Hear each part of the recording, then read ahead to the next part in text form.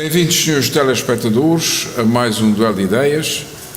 Hoje o meu convidado é Rui Matos, presidente da Comissão Política Nacional do Partido Democrático do Atlântico, o homem do momento. Rui Matos, quem é você? Eu sou, chamo-me Rui Jorge Sousa Matos, sou atualmente o presidente do Partido Democrático do Atlântico. Isso a gente já sabe. Quem é você? Onde é que você nasceu? Bom, eu sou nascido aqui na freguesia de São José, que por acaso nós estamos a fazer a gravação. Em que rua é que você nasceu? Eu nasci na rua João de Rico de Baixo, número 63. Muito bem. Você nasce ali, a sua família não é uma família rica, o seu pai trabalhava muito, que eu conheci muito bem, nesta cidade. Teve uma infância difícil. Sim, a minha infância não foi fácil, graças a Deus nunca nos faltou nada, mas comecei a trabalhar muito novo.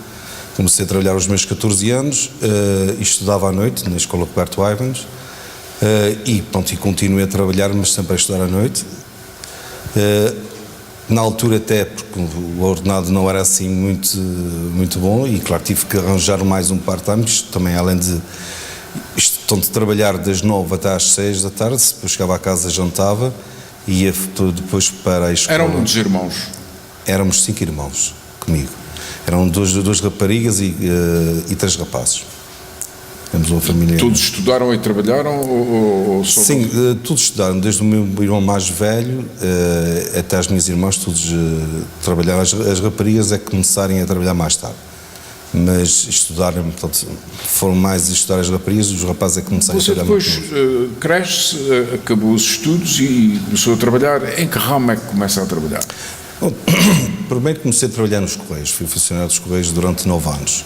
Isso deu-lhe uma boa experiência profissional? Sim, porque aquela questão de começar muito novo e queria às vezes ter algumas coisas que não podia ter, então fez com que desse-me aquela vontade de ir mais além e conquistar aquilo que sentia. Mas a disciplina do trabalho, teve bons professores nos Correios, quer dizer, os seus chefes ensinaram-lhe alguma coisa? Ou... Sim, aprendi muito porque tinha uma conta que comunicava com muitas pessoas, fazia a distribuição e isto de manhã, desde o princípio do dia até o final do dia, estava sempre a comunicar com muita gente, falava com muitas pessoas e claro, fez completamente ter-se uma experiência a nível de conhecimento com pessoas. Mas conhecimento tecnológico de coisas de telefones e de eletrónicas, não? Não.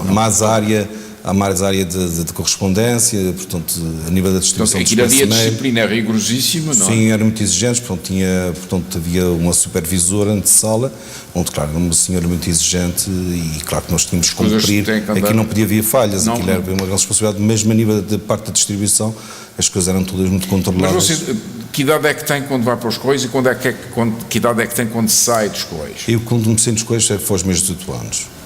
Depois, e sai dos Correios com que idade? Eu montei por minha conta, porque sempre tive a vontade, porque uma área que eu sempre gostei, que era a fotografia. E porquê? Porque é que lhe veio esse gosto pela fotografia? Esse gosto da fotografia, na altura, entusiasmava muito com a fotografia e sempre... Mas tinha máquina fotográfica já? Não, vocês eram pobres, não é? Exato. Eu não tinha máquina fotográfica, a minha primeira máquina foi aos meus 20 anos.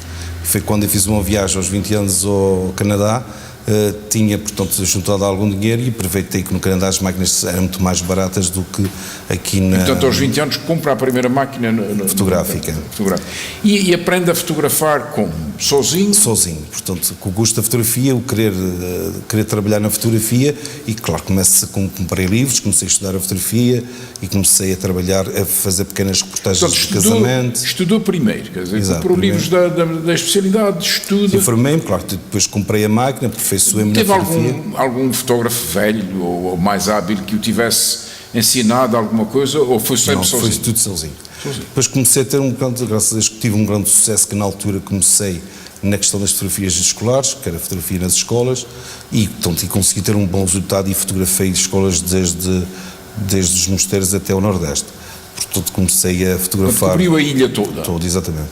E quando eu comecei a fazer este trabalho fotográfico, mais a fundo, verifiquei que, portanto, que trabalhava nos Correios, mas não me sentia realizado, não era aquilo que eu queria para o meu futuro. E surgiu uma oportunidade de eu avançar num negócio da fotografia. Na altura já era casado? Não, casei-me aos 24 anos. Casei-me aos 24 anos. E quantos filhos é que tem? Eu tenho 5 filhos, tenho 3 rapazes e tem 2 meninas adotivas, tem 2 filhas que eu adotei, então tenho 5 filhos, tenho uma família grande. Depois na parte dos Correios, eu avancei no negócio, que era para ser uma loja de fotografia, que foi em Vila Franca do Campo, só que fiquei com um bocado de pena porque comprei o Café Damião, e então era um café histórico, e deu-me um bocado de pena de destruir aquele café, portanto era um café histórico, queria transformar em uma loja de fotografia. Só que depois optei e disse, não, vou guardar mais em 1 ano ou 2, e então depois avançar com uma loja mais ao lado da fotografia. E avancei na fotografia em Vila Franca do Campo, porque o mercado de Vila Franca do Campo não havia tanta concorrência como na altura havia em Ponta Delgada. Eu avancei primeiro com o Café Damião, porque graças a Deus depois tive um grande sucesso. A cabo de não chegou aos 2 anos, 1 ano e meio, avancei com a primeira loja de fotografia, que na altura fiz um investimento muito grande, que tive que fazer um empréstimo, que foi a compra das máquinas. Isso é em Vila Franca? Em Vila Franca do Campo. Avanço com a loja de fotografia em Vila Franca do Campo, só que na altura uma coisa muito engraçada, no primeiro dia que eu estava a abrir a loja, o meu concorrente começou a fazer com uma campanha eleitoral com microfones em cima do carro, a dizer que a loja dele era melhor, que a loja dele é que tinha os melhores preços. Você não contra-atacou? Não contra-ataquei, claro que depois começou ele a fazer uma concorrência desleal com baixa de preços ou preço praticamente de custo, pronto, anunciou que já estava solidificado, exato, conseguia suportar isto, tinha outros rendimentos. E isso afetou o seu negócio? Afetou-me um bocado a loja, e então eu, claro que tive que optar e disse, tenho que sair daqui, na área da fotografia.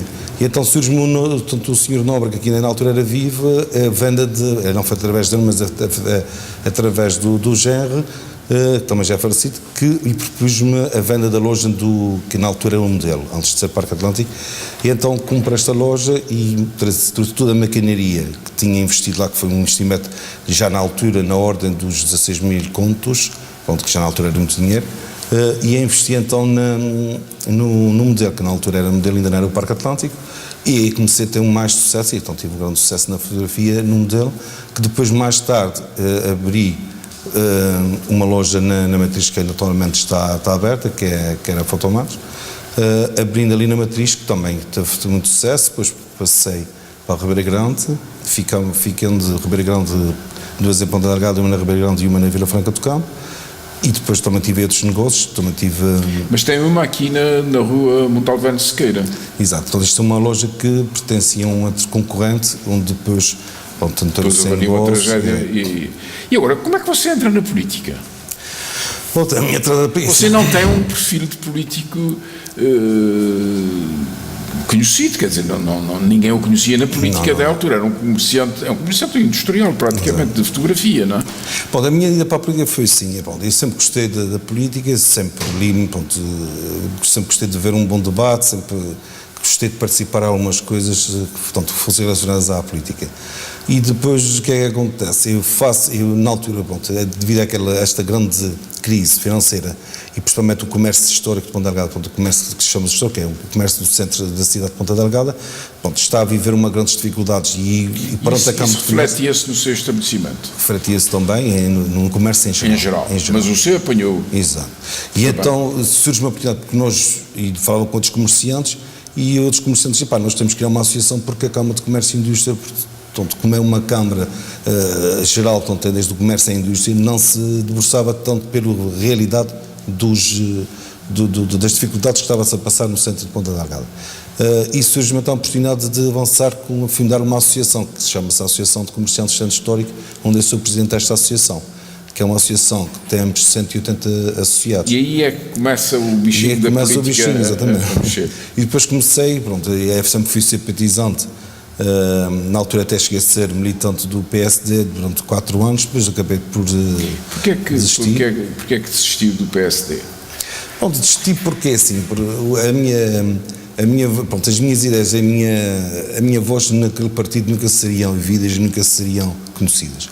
Porque começar um partido grande e aquilo é uma fila enorme para se chegar a bicha era grande, não é? A chegar a um taxa ou a chegar a ser conhecido, porque é que é uma guerra, portanto, anda tudo à caça, e como exemplo, que depois mais vai dizer da questão do Partido Democrático do Atlântico, e depois surge-me uma oportunidade que na altura o anterior presidente, o Sr.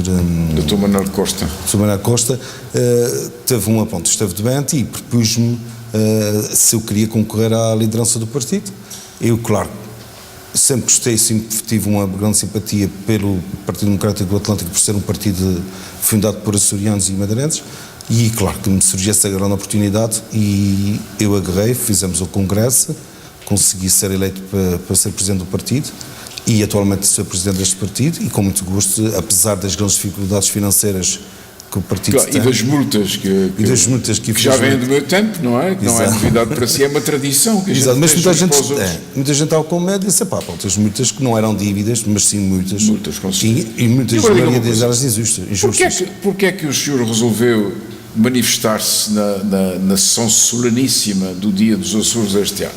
O senhor é um homem calmo, é um indivíduo pouco barulhento, digamos assim. E a determinada altura, no meio de uma cerimónia daquelas, o senhor resolveu intervir. E a primeira pergunta é, porquê é que resolveu intervir? Pronto, eu resolvi isto, foi uma coisa espontânea. Na altura, eu soube daquela questão que foi proposta pelo... O senhor foi convidado para a cerimónia? Fui. Portanto, como presidente da Comissão Política... Fui convidado do Partido Democrático do Atlântico, fui convidado, recebi o meu convite, desloquei-me, claro que como a maioria das pessoas presentes, todos os transportes foram pagos e fui dos poucos ou o único que paguei a minha passagem, a minha estadia. Porquê? Porque, pronto, achei que valia a pena, pronto, achei que era uma injustiça o que tinha sido proposto pelo Partido Monárquico, que foi proposto. Não, vamos lá ver, já vamos aí. E a pergunta é, em relação à sua passagem, porquê é que o Rui Matos paga a sua passagem? Porquê é que não aceitou o convite do Governo para... Eu aceitei o convite do Governo, portanto, o convite do Governo era só... Não incluía passagens? Não incluía, portanto, era meramente um convite. Era meramente um convite, portanto, como é que quando houve no Faial eu não fui porque... Pagou a sua passagem e pagou a sua estadia nas Flores. Então, todas as despesas que gastei na ordem dos 260 euros, não interessa, foi tudo pago por mim. Pagou a sua... Vai à sessão solene, tudo muito bem vestido, engravatado, e leva consigo já alguma coisa na mão. Sim, era o cartaz. Era o cartaz, a gente já vai falar nisso. Agora, vamos lá ver. Porquê é que falou com o deputado Paulo Guzmão a propósito da proposta dele ou não? Bom, por acaso tínhamos conversado sobre este assunto. Pronto, quando ele esteve cá... Então, diga aos nossos telespectadores, porquê é que o Dr. Paulo Guzmão resolveu fazer aquela proposta? Se é que ele lhe disse, não é? Bom, isto foi uma conversa que deu muito bem com o Sr. Paulo Guzmão, pronto, é uma pessoa que temos uma boa amizade e apesar de ser de outro partido, mas eu sou uma pessoa que deu-me com toda a gente, desde que eu respeito e eles me respeitam, eu sou uma pessoa que se mete acima e falo com toda a gente. E então, no meio de um jantar, que estava a jantar com o Paulo Estevam, e eu falei com ele a questão de que o professor José de Almeida tinha falecido e que em vida nunca foi nomeado e acho que devíamos fazer acho que devia ser feita uma insígnia, uma homenagem ao trabalho que foi feito por ele, que é um homem que lutou pelos interesses dos Açores e açorianos, foi um homem que se dedicou a sua vida aos Açores e não acho que seria uma boa altura de se condecorar uma pessoa que na nossa história foi... É a ideia sua ou é a ideia de Paulo Guzmão? Esta ideia foi minha quando eu propus isso ao Paulo. E o Paulo disse, pá, realmente, tens razão, é uma boa ideia, eu vou propor isto, ele como deputado pode propor uma insígnia. E então foi isso que ele disse, quando for na Assembleia foi proposto. O Dr. José de Almeida sempre defendeu a independência dos Açores. O senhor defende a independência dos Açores? Eu não defendo, eu defendo o melhor para os Açores. Não sou 100%, não, se todos os açorianos assim o quisessem, claro que eu defenderia, porque para mim o melhor é aquilo que for melhor para os Açores e para os açorianos. Ou com a independência, o Estado Federado, aquilo que serviria melhor aos Açores não é, portanto, esse atual, o que estamos agora que, na nossa região de Açores, que é o Governo Regional. Portanto, que é uma autonomia que não é importante, uma autonomia que não decide portanto, aquilo que realmente os Açores precisam.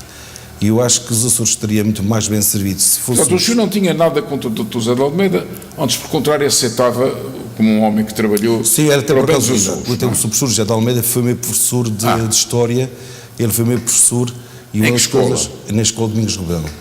E uma coisa muito engraçada é que quando, no primeiro dia de aulas, ele disse-me a todos os alunos que eu sou independentista. Eu respeito todas as ideias, respeito todas as pessoas, mas explicou, portanto, um pouco da sua história. Ele não escondia. A primeira coisa que ele disse nas aulas, nós todos ficamos a ter conhecimentos, e foi aí que eu conheci o Sr. Para não haver dúvidas, não é? Exato. E conheci-lo foi aí, a partir daí é que... Portanto, o senhor admirava o Dr. José de Almeida. Exato. E, portanto, quando propõe ao Dr. Paulo Estevão que ele proponha, por sua vez, na comissão a condecoração, ele disse-lhe o que é que tinha acontecido.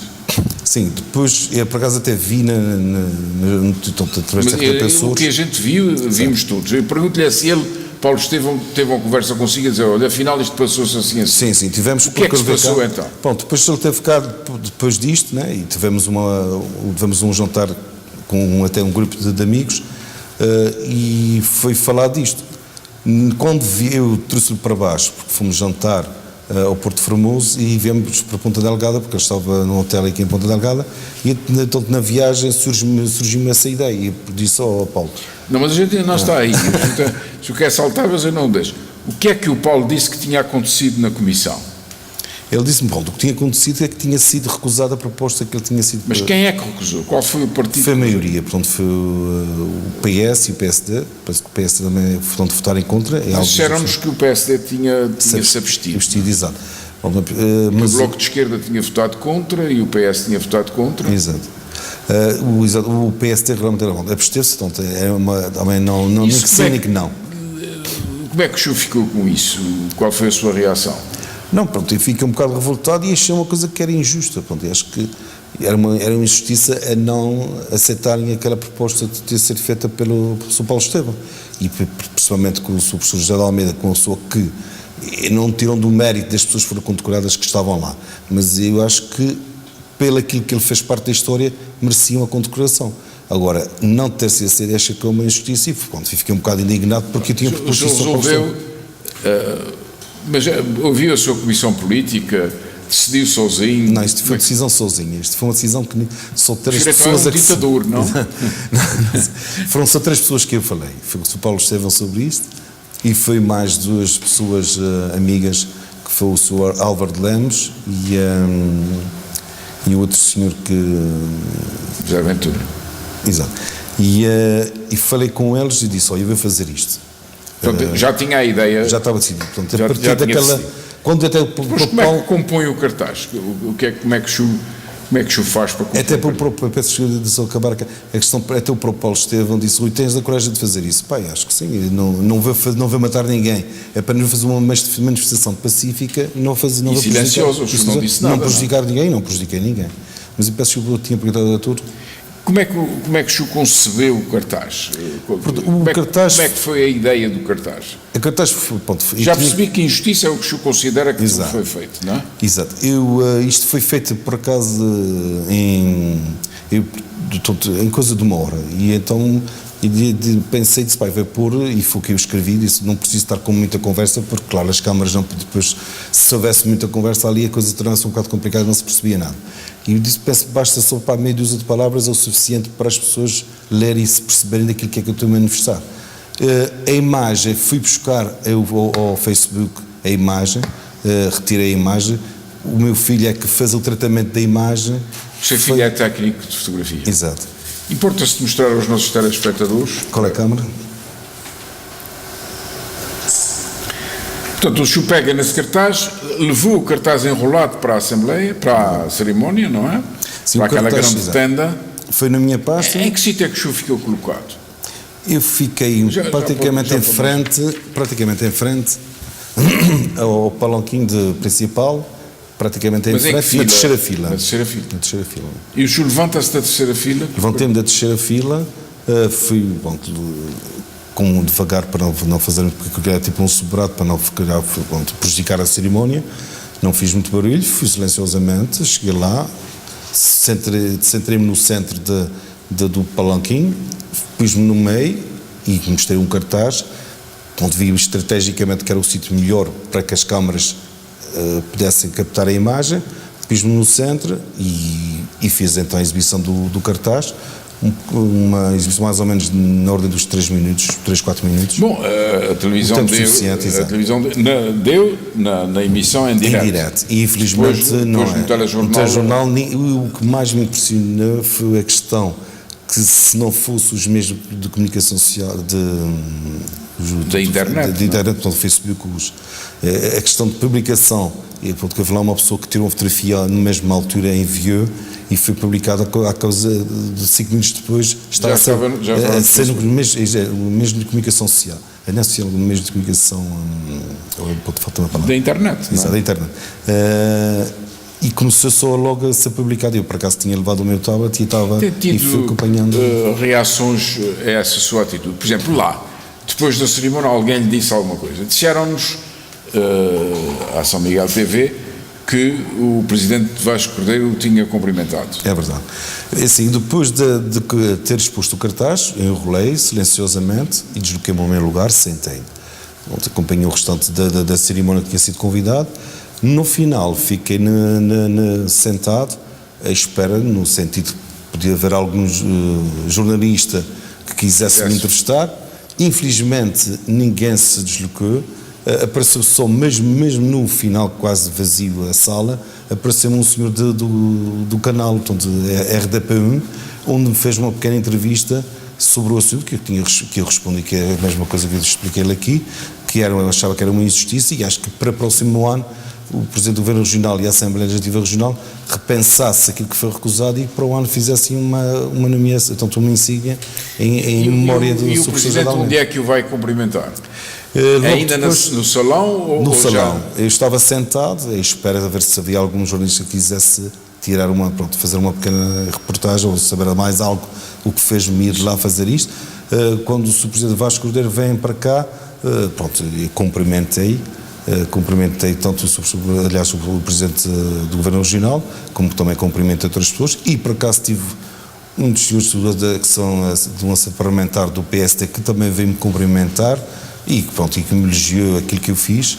Tive outros elogios também lá mesmo, logo depois de ter sido da sala, de outras pessoas que tinham sido condecoradas.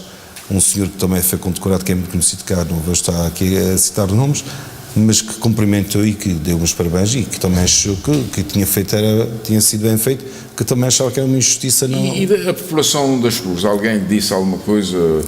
Não, a nível da população das Flores, muitas pessoas olhavam, mas ninguém se dirigia, ninguém comentou e ninguém disse nada. E o Paulo Estevão, teve alguma conversa consigo na altura ou não? Bom, depois tive até jantar, aliás, almoçando com ele lá as sopas do Vinho Espírito Santo e estavam saborosas as sopas já agora? Estavam, por acaso estavam tão saborosas. Por acaso estavam boas, gostei. Depois foi servido uma sobremesa de arroz doce, pronto, é aquela tradição. O que é que acha melhor, as sopas de Espírito Santo nas Flores ou em São Miguel? As de lá, eu penso que é igual. Cada uma com o seu... Podia haver mais um pouco de sal, menos, mas pronto, aquilo basicamente não achei assim muita diferença, já provei aqui em São Miguel, mas dentro da mesma, com uma qualidade mais ou menos igual. Portanto, jantaram e o que é que Paulo Estevão lhe diz? Portanto, depois do almoço, a gente almoçamos e falei com o Paulo Estevão e ele, claro, disse-me também que gostou muito e que nunca imaginava que ia ter a coragem de levar isto, porque isto tinha sido um assunto que tinha falado com ele nunca imaginaria que eu levasse isso até ao fim. Mas pronto, e eu sou uma pessoa que cumpre aquilo que eu digo. Portanto, e no avião, alguém lhe comentou isso? Alguém lhe disse alguma coisa? No avião, a única pessoa que eu falei, não, ninguém falou, porque infelizmente alguns se desviaram, pessoas portanto, dos partidos de maioria, se desviaram e evitarem conversar comigo, porque claro, alguém dos superiores podia ver e ficar um bocado ofendido que eles estavam a conversar comigo. Portanto, sentia-se um bocado de desvio. Uma certa distância. Uma certa distância. Portanto, e depois chega a São Miguel e em São Miguel tem alguma reação positiva ou não? E quando chega a São Miguel tive a surpresa, claro que tinha 4 amigos meus, por acaso, que são independentistas, que me foram buscar ao Porto de propósito e, claro, deram-me um grande abraço portanto, ficaram felizes. Ficaram felizes, exato. Grandes admiradores também do professor José de Almeida e, claro, que me cumprimentaram e elogiarem-me e acharem que eu fiz muito bem e ficarem muito contentes. E até de fora até tinha uma acha que a sua atitude que foi boa para os Açores? Hoje, olhando para trás e friamente, vendo a reação das pessoas da assistência, como é que reagiam quando se mostrava o cartaz? As pessoas surpreendidas, ficaram suspensas, estão alguns de boca aberta e todos pasmados a olhar, a dizer o que é que a questão está a fazer aqui. O que é que ele quer? E a ler o que estava a dizer no cartaz. Quem leu percebeu, mas ninguém fez barulho, ninguém disse nada, porque, claro, ninguém podia dizer nada. Apenas um senhor, reparei que um senhor e algumas pessoas com os telemóveis fotografaram aquilo que eu estava a fazer. E, portanto, e através dos outros meios de comunicação social, acho que a SIC e a TVI também filmaram. Soube hoje que apareceu uma pequena reportagem na SIC, na terça-feira, sobre a manifestação que eu fiz. Hoje vou tentar ver, através dos 7 dias atrás, a ver o que é que apareceu. Tirando o resto da comunicação social, que é uma coisa que me impressionou, é que nem no jornal, desde o Curvo a Santa Maria, não houve um jornal que seja que referisse. Exato, que referisse ou que dissesse bem ou mal, até podiam falar mal, podiam falar bem, não houve um jornal que falou sobre este assunto, as pessoas simplesmente silenciaram-se. Então, se alguns subsídios tinham falado de e logo, se fosse outra vez a Maria dos Feijões, ou lá, seja lá o que fosse, que tirasse umas flores, então apareciam e comentavam, ou qualquer outra coisa que às vezes sem ter nenhum comentam. Uma manifestação desta importância, penso que foi uma grande manifestação e importante para os Açores, não foi comentado, não foi debatido, que podia ter sido falado na comunicação social a nível de jornais, e mais importante é que aparecia só em direto na RTP Açores, mas num noticiário da noite, das 8 horas, não apareceu nada. Não apareceu uma pequena reportagem, nem a falar bem, nem a falar mal, e portanto achei que infelizmente, acho que a nossa comunicação social está toda comprada, está tudo à espera de um subsídio, à espera de um dinheirinho que venha do Governo Regional e das câmaras municipais, e infelizmente eles não dizem, não escrevem aquilo que deviam escrever. Portanto, há um controle de comunicação social, e por isso aproveito para lhe dizer que eu também fui um dos fundadores, mais umas outras pessoas amigas, vamos avançar com um jornal mensal, um jornal onde as pessoas podem escrever, quem quiser pode escrever, desde que seja uma boa notícia, com a sua liberdade, não será cortado, como nós mandamos às vezes alguns assuntos para o jornal onde metade é cortado e metade não se diz, que as partes mais agressivas e as mais importantes são cortadas, infelizmente, e isso vai ser um jornal onde a pessoa vai escrever aquilo que acha, desde que não seja a provocar ninguém e a falar mal de ninguém, mas contar a verdade e dizer as verdades e aquilo que realmente está-se a passar nos Açores, porque isto está tudo camuflado, está tudo muito bem tapado, e quem ouve o Sr. Tudo em banho-maria, diz o senhor, não é? E quem ouve os nossos governantes, principalmente o Sr. Presidente Vasco Cordeiro, que acho que ele não deve viver aqui nos Açores, deve viver em Marte ou na Lua, que não se apercebe que a dizer que a economia está a crescer e que as coisas estão a melhorar. Portanto, infelizmente, digo com muito, que isto também estou no mercado e estou no comércio, também me sinto com essa crise que está, que também tivemos quebras muito grandes na ordem dos 30% e 40% das vendas, que também me sinto e vejo a questão das coisas cada vez pior, e portanto ele gloria-se de dizer que as coisas estão a melhorar. Portanto, infelizmente, e acho que até convidava, eu sou o Presidente do Governo Regional, tirasse um dia por mês e fosse conviver, não só nos dias das eleições, mas conviver com a sociedade, falar com as pessoas, falar com os comerciantes, falar com as pessoas, saber realmente as coisas como é que estão, porque claro, está dentro de um gabinete, só vê números, e às vezes aqueles números não batem certo com aquilo que é a realidade daquilo que está-se a passar. E acho que tanto o Sr. Presidente Vasco Cordeiro como presidentes de Câmara deviam de tirar um dia, vir à rua, falar com as pessoas, conversar, não é só no dia das eleições. Contactos diretos, não é? Diretos, falar com as pessoas, ter a percepção de realmente a verdade, aquilo que é que está-se a acontecer, o que é que as pessoas estão a sofrer e o que é que as pessoas estão a levar na pele, e que vê-se mesmo, portanto, isto está um caos, e vê-se, eu falo aqui como Presidente da Associação de Comerciantes, os comerciantes, principalmente aqui da Baixa de Ponta Delgada, estão a atravessar grandes dificuldades. Nota-se que eles dizem mesmo, nota-se que há uma grande falta de poder de compra. As pessoas querem comprar, mas não têm dinheiro, porque a maioria está desempregada, ou o marido não trabalha, ou a mulher não trabalha, ou os dois não trabalham. A crise ainda está... E infelizmente muitos estão a receber um rendimento mínimo, agora veio aqui não sei quantos que foram tirar custos de formações, mas claro que aquilo que recebem mal dá para comer, quanto mais para comprar. E portanto estamos a atravessar uma crise que, felizmente, pelo aquilo que eu vejo, que vai ser uma crise que este ano vai ser muito pior do que o ano passado, e os próximos anos não saberá, se não houverem uma coisa... Matos, muito obrigado pela sua entrevista. foi a entrevista possível com Rui Matos, presidente do Partido Democrático do Atlântico, o homem que se atreveu a perturbar silenciosamente a cerimónia soleníssima do Dia dos Açores. Um cumprimento especial para os nossos telespectadores da diáspora e até ao próximo programa.